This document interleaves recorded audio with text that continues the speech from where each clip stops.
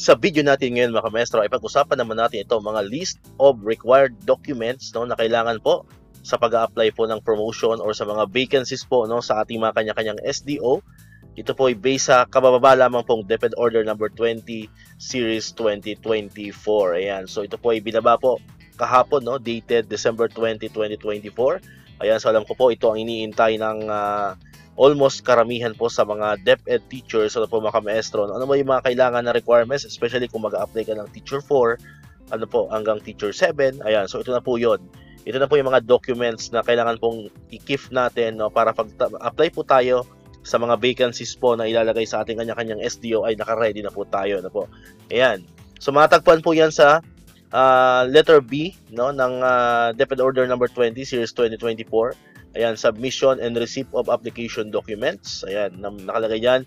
All interested applicants to vacant positions shall submit the following documentary requirements to respective HRMOs through the records unit or designated subcommittees on or before the deadline indicated in the SDO memorandum. Ayan. So, first po, no, letter A. Letter of intent addressed to the SDS containing the following information, statement of purpose, expression of interest, and pangalawa po is learning area, subject group they intend to teach if applicable. Ayan. So ito po ang kailangan makita sa inyo pong letter of intent once na kayo po ay mag-apply for vacant position. Next po, letter B, duly accomplished PDS CSC form number 212 revised 2017 with work experience sheet. Ayan. Ito po, kailangan po yan. Ang pangalawa po. Next, letter C, photocopy of voter's ID and or any proof of residency. Ayan. So, ito po kailangan natin, yung voter's ID natin kung meron, or any proof of residency. Hindi na po naka-stated dito yung specific, no? Pero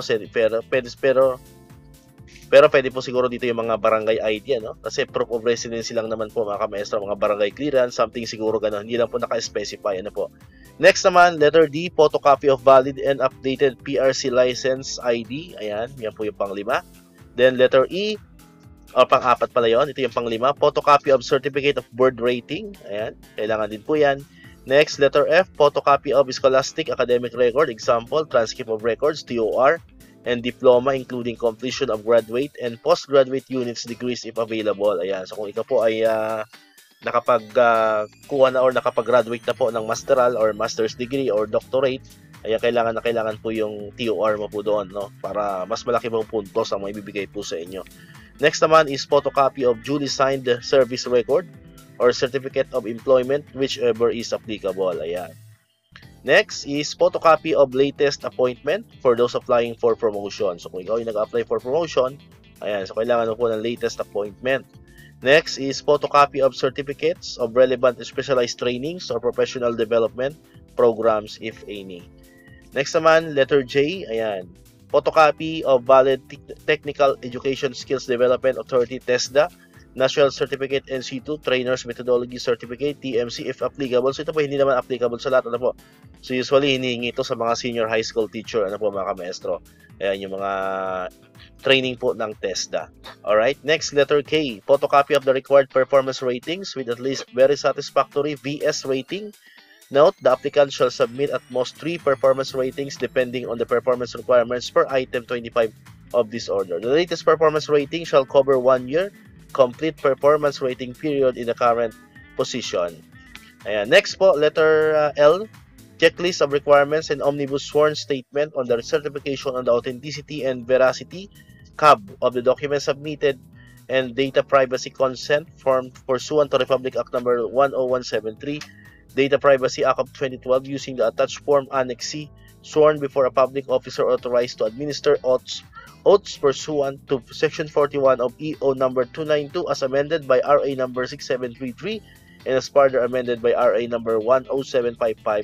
And letter M po, other documents as may be required by the HRM PSB, including but not limited to portfolio for the assessment of identified PPST non-classroom observable indicators. Ayan. Online submission of electronic copies of the above enumerated application documents may be allowed provided that the requisites of Section 7 of RA number 8792 or the Electronic Commerce Act of 2000, whenever applicable, are complied with.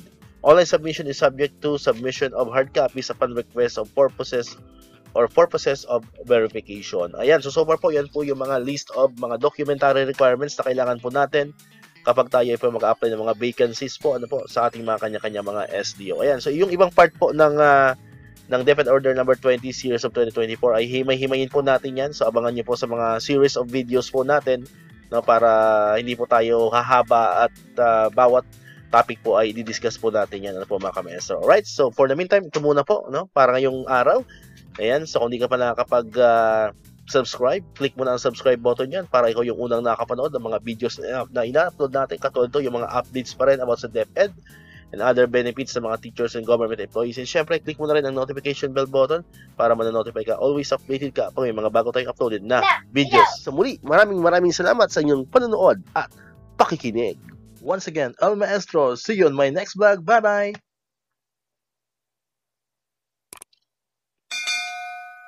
1, 2, 3